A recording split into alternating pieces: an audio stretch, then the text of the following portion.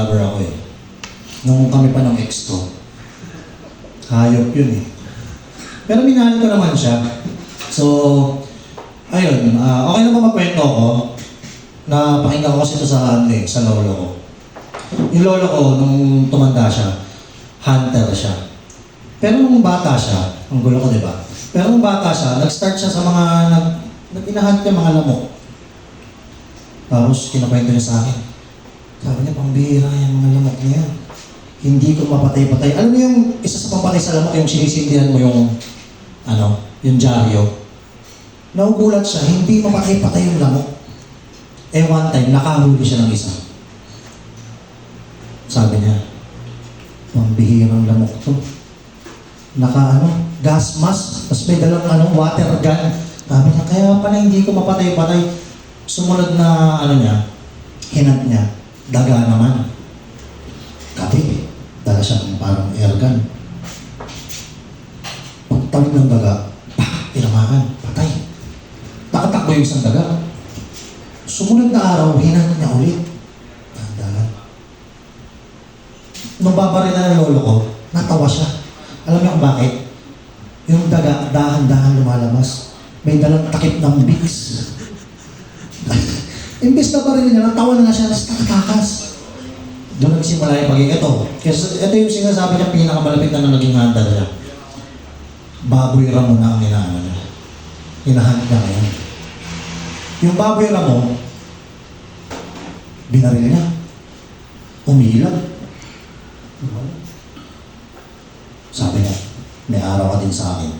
Sumunod na araw, di ba, gumanon, umilag, pag ito kaliwa, pagbaril na sa kaliwa ko, babarilin to. Pa! Saka na naman. Sabi niya, ibang klase ito ah. Third day, nagkatitigan sila ng baboy ramo. Binaril niya 2 beses. Gumanon yung baboy ramo. Sabi ko, ang galing nito. Hybrid ba to? Third night, sabi niya. Ito hindi na tumakata sa akin. Nakarinig siya ng kalustos. Nakita niya, yung baboy ramo. Nagtitraining pala. Ano kaya pala hindi ko matamaan tong hayop na to?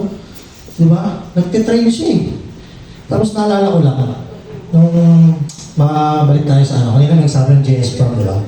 Ito, experience ko to. JS Prom. Sino nakagat na langgam? Nakagat na langgam. Pero sa itlog, na-experience niya yan, nakagat kayo ng langgam sa itlog. Eh, nung time na yun, sumasayaw kami, cotillion, JS Prom, diba?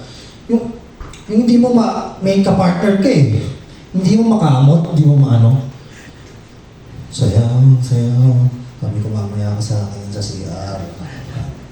After na sayaw, diretso ko na sa CR. Kating-kati ako, nahuli ko yung langgam. Tendency, kung nahuli niya lang gagawin niya, papatayin niya, di ba? Ako hindi ko pinatay. Alam niyo bakit? Nakita ko diabetic eh. Alam niyo bakit ko nasabi diabetic? Walang isang paa. Ang ginawa ko, naawa ako sa langgam eh. Pinakawalan ko siya.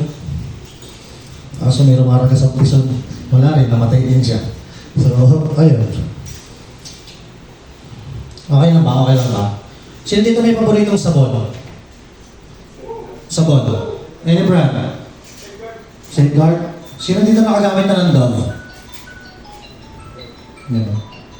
Pakisagot. Sino nakagamit na ng Dove? Pero pinanghugas mo sa puwet. Alam nyo, ayun yung sabon na ayaw ko sa panghugas sa puwet.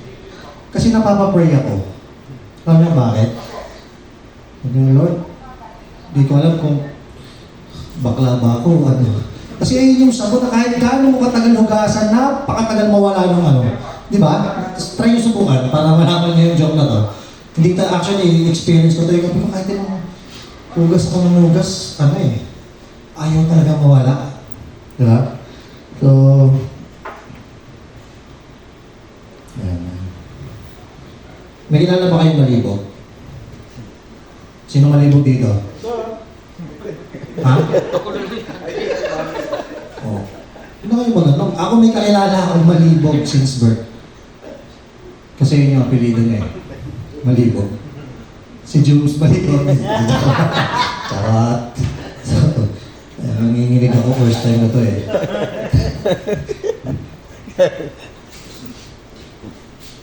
Ito question, medyo ano lang ito, mabaho lang itong tanong na ito eh. Anong uunahin nyo? Yung tipong gutom na gutom ka rin, di ba? Habang kasagsagan ng kumakain ka, eh bigla kang natatay. Anong unahin nyo?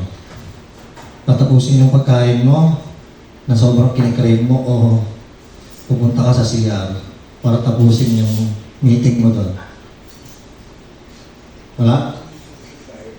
Ako gagawin ko sabay yun. Dadalhin ko na lang yung pagkain doon sa CR akong ano. Kasi ginawa ko na yun before eh. Yung favorite kong ano. So, ayun.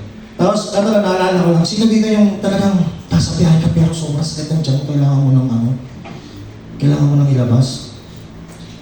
Wala pa, ako lang normal dito. Ako lang. One time, sobrang nangaling, kumain ako ng lugaw na may lomo, sarap eh. Gustahin ko nalagyan ng mamang, bumabiyahe ako. Sabi ko, hindi aabot sa bahay ito. Bumaba ako ng jeep. Alam mo, experience yung nangatok para makitain. Diba? Na-experience ko na yun. Pero alam mo yung parang ayaw ko nilang tanggapin. Akala mo, pili mo masamang tao ka. Una, computer shop. Sabi ko, boss, sige lang, di na talaga ako aabot. Ay, sir, barado po yung CR. Okay. Alam mo yung pinagpapawisan ka na ng ano, malamig lahat. Tapos, another bahay. Ay, hindi po kami tumatanggap ng solicit. Sabi ko, hindi po ako sa solicit. Natatain na po ako. Huli, may nakita akong susugaw. Sige, papasukin si ano. Alam mo yung no choice ka na eh. Walang ilaw, nagigib pa ako. As in talagang, may labas ko na, success. So, ayun, by the way, yung lolo ko nga pala, barbero yun. So, maraming salamat po. Lolo niya barbero pero hindi siya nagpapagupit. Walang pangalan natin.